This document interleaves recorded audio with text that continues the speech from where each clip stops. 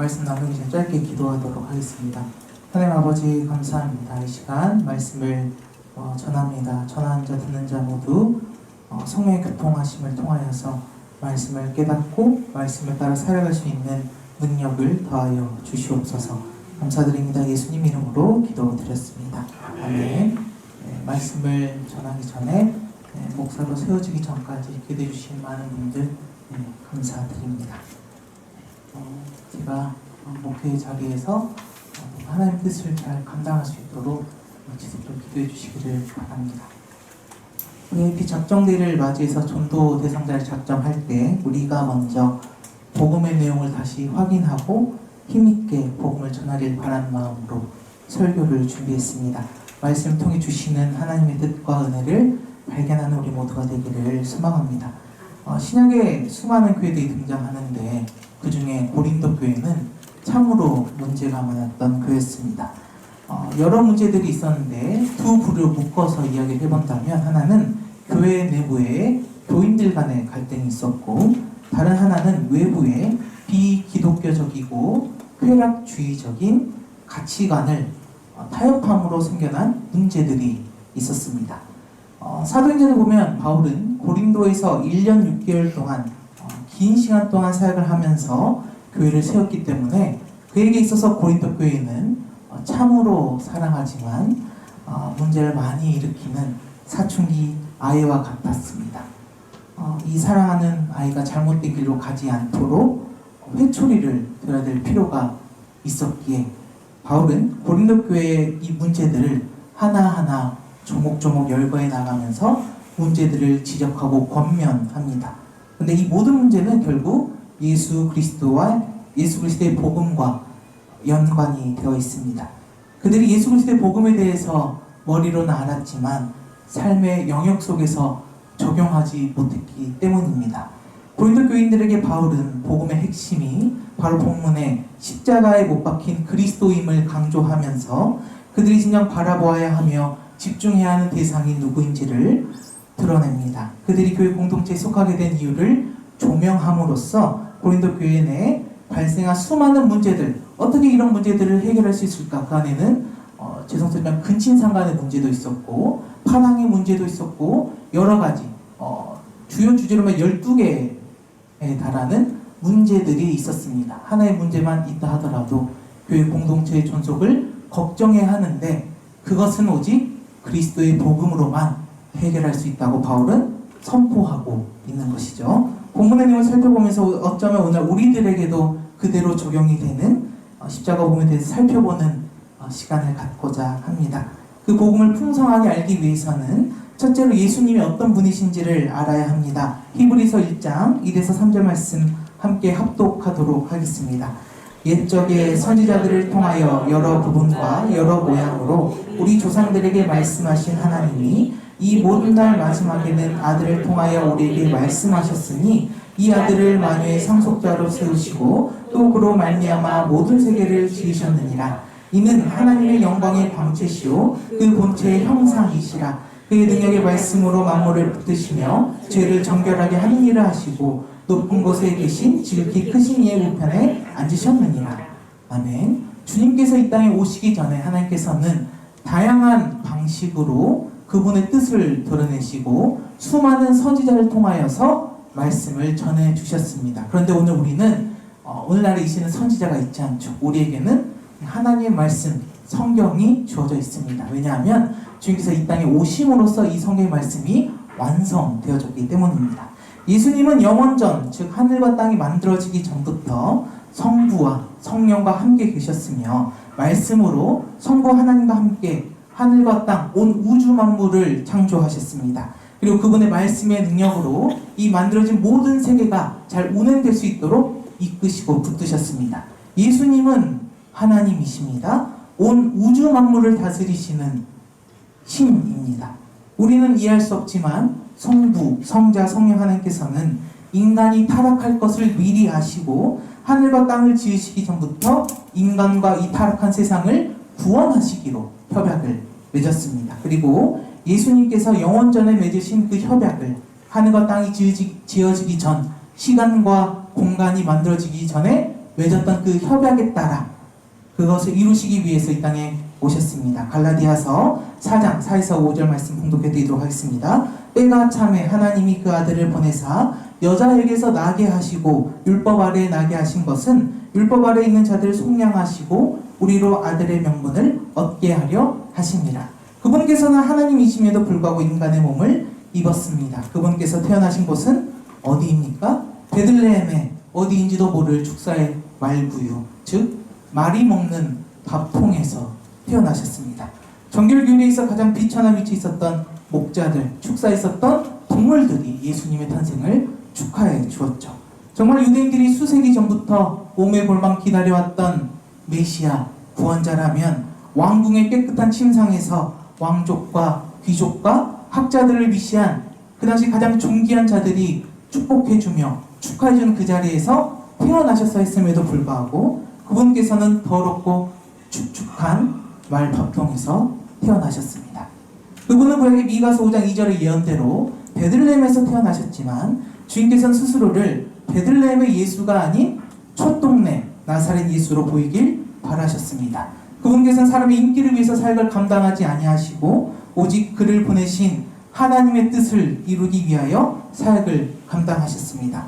우리라면 순식간에 넘어갔을지도 모를 40일간 먹지도 마시도 않은 상태에서 받은 사탄의 시험을 물리치시고 인간의 몸으로 가르치고 치유하고 전파하는 모든 사역을 감당하는 가운데 죄를 짓지 않으셨습니다. 그분은 이 땅에 살아가면서 구약의 모든 예언들을 성취하신 하나님이십니다. 아무런 죄가 없음에도 불구하고 유대인들의 계략에 휘말려서 십자가에 못 박혀 죽으셨죠. 그분은 십자가에 내려오실 수 있는 권능과 능력, 천사들을 부릴 수 있었음에도 불구하고 무기력하게 죽으셨습니다. 왜냐하면 이 땅에 오신 목적이 온 인류의 죄를, 나의 죄를 대속하시기 위해서이기 때문입니다.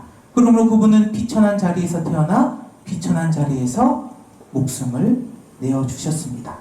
예수님은 온 우주 만물을 말씀으로 만드시고 다스리시는 하나님이십니다. 그런데 그분께서 인간의 몸을 입고 가장 비천한 자리에서 태어나시고 육신의 연약함에도 어떤 죄도 범하지 아니하였으며 성부 하나님의 뜻을 온전히 순종했죠. 왜 그렇게 비천한 삶을 사시다 돌아가셨습니까? 다시 한번 말씀드리지만 나의 죄를 대속하시기 위해서였습니다. 성경의 말씀은 단순한 이론이나 지식의 말씀이 아닙니다. 지금도 우리에게 분명하게 의미가 있는 진지하게 받아들여야 할 하나님의 말씀인 줄로 믿습니다. 둘째는 오직 하나님의 은혜로만 그 복음을 받아들일 수 있다는 사실입니다.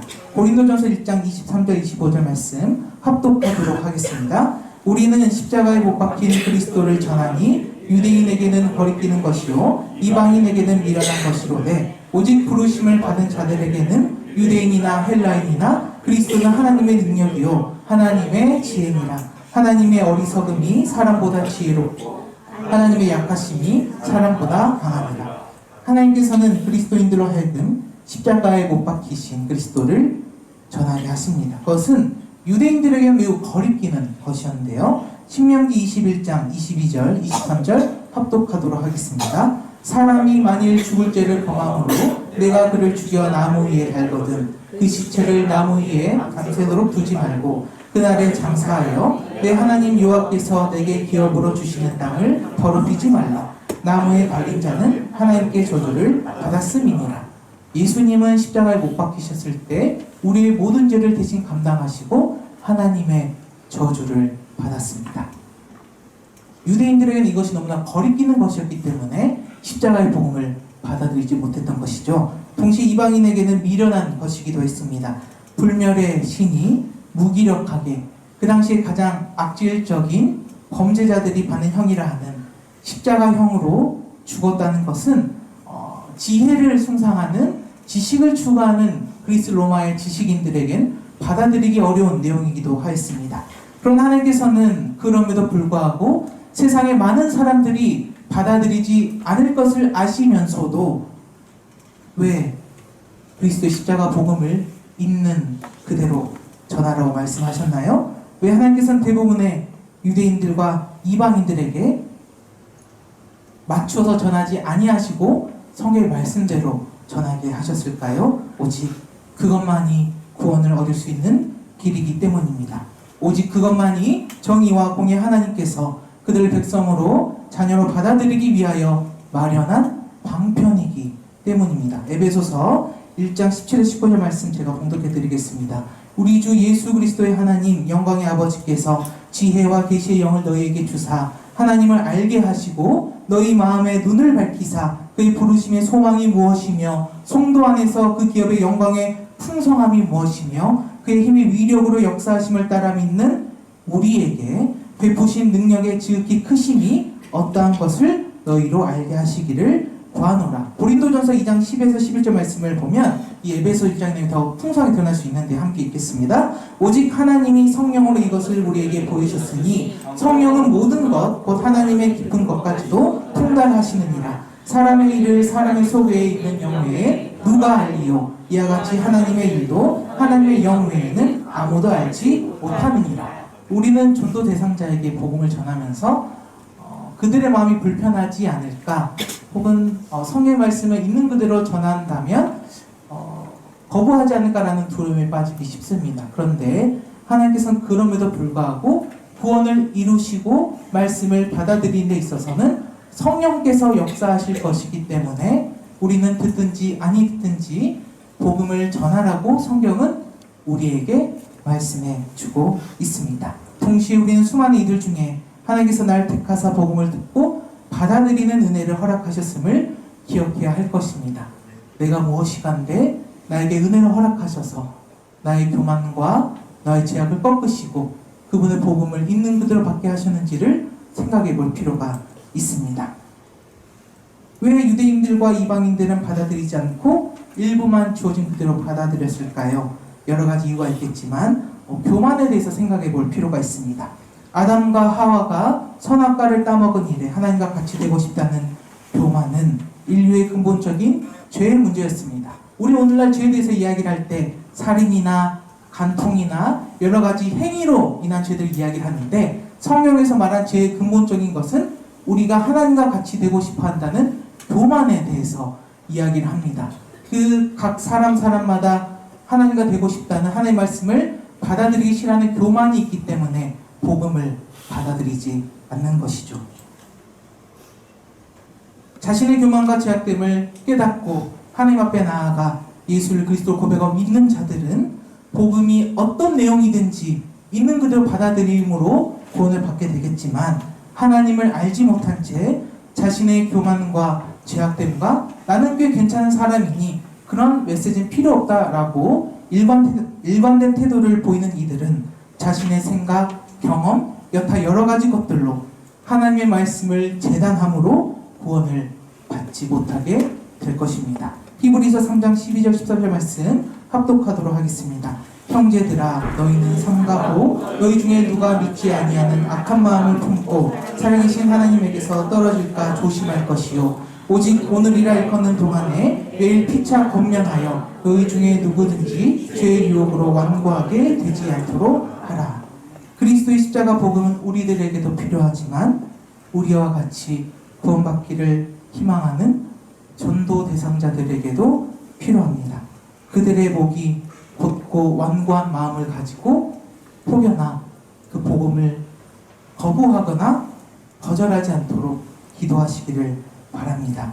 전도 대상자들을 위해서 기도함과 동시에 하늘의 아버지께서 그들의 영혼을 버리지 말기를, 끝까지 붙들어 주시기를 말씀을 듣고 받아들이는 자비와 긍휼을 베풀어 달라고 간절히 기도하는 우리 모두가 되었으면 좋겠습니다. 말씀을 맺도록 하겠습니다.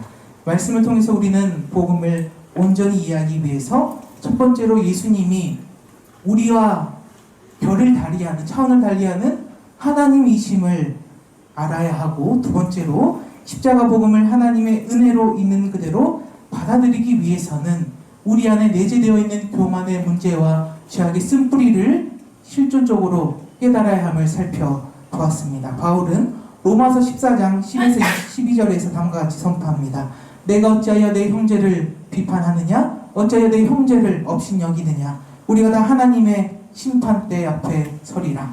기록되었을 때 주께서 이르시되 내가 사람노니 모든 무릎이 내게 꿇을 것이요 모든 혀가 하나님께 자백하리라 하였느니라. 이러므로 우리 각 사람이 자기 일을 하나님께 짓고 하리라.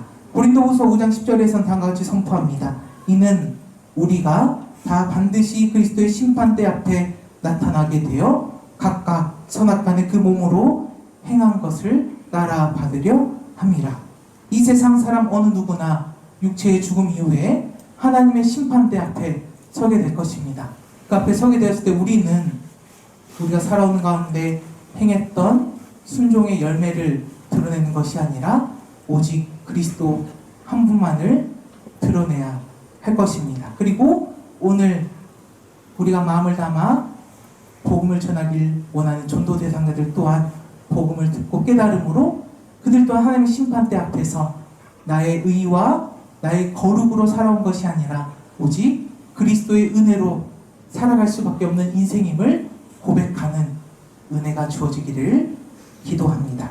우리가 그런 고백을 할 수 있도록 하나님께서 우리 개개인의 인생을 붙드사 그분 품으로 인도하시는 그날까지 복음을 믿고 전한 삶을 살아가는 우리 모두가 되었으면 좋겠습니다.